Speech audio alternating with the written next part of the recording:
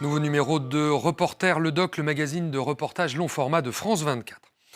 C'était il y a 60 ans, en Afrique, la plupart des colonies françaises accédaient à l'indépendance. Léopold Sédar Senghor a d'ailleurs désigné 1960 comme l'année magique, d'autres saluant une décolonisation pacifique. Pourtant, les tractations en coulisses ont été âpres. Pour la France, en pleine guerre d'Algérie, il n'était pas question de perdre ses intérêts en Afrique noire et dans le contexte de la guerre froide, chaque pays devait choisir son camp. À travers l'histoire de 4 leaders charismatiques, Senghor du Sénégal, Houphouët-Boigny de Côte d'Ivoire, Sékou Touré de Guinée et Boganda de Centrafrique, notre reporter Florence Gaillard nous propose de revenir sur l'histoire mouvementée de ces indépendances dont la mémoire continue d'impacter les relations diplomatiques aujourd'hui.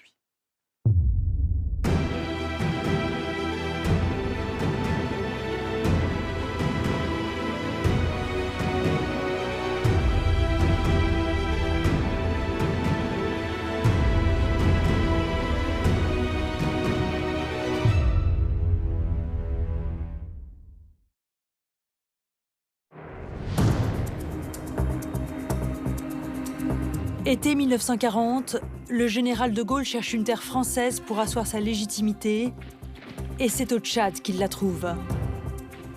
Le gouverneur Félix Éboué est le premier à rallier la France libre et à lui offrir des moyens humains et matériels pour reconquérir la métropole.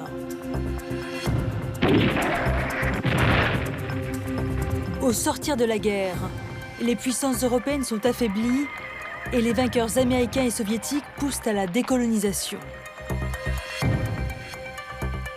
À Brazzaville, Charles de Gaulle reconnaît le lourd tribut payé par les troupes africaines. Les habitants des colonies sont officiellement déclarés citoyens et libérés du travail forcé. Désormais, associations, syndicats et partis politiques sont autorisés en Afrique. Dans ces années d'émulation, émergent de grands leaders africains comme le Sénégalais Senghor, l'Ivoirien Houphouët-Boigny, le Guinéen Sékou Touré et l'Oubanguen Boganda, tous confrontés au vent d'indépendance qui souffle sur le continent.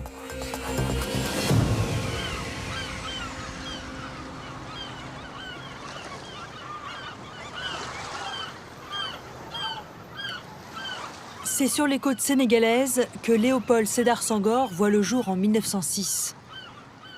L'homme de lettres grandit dans une famille sérère et catholique, minorité dans ce pays très majoritairement musulman.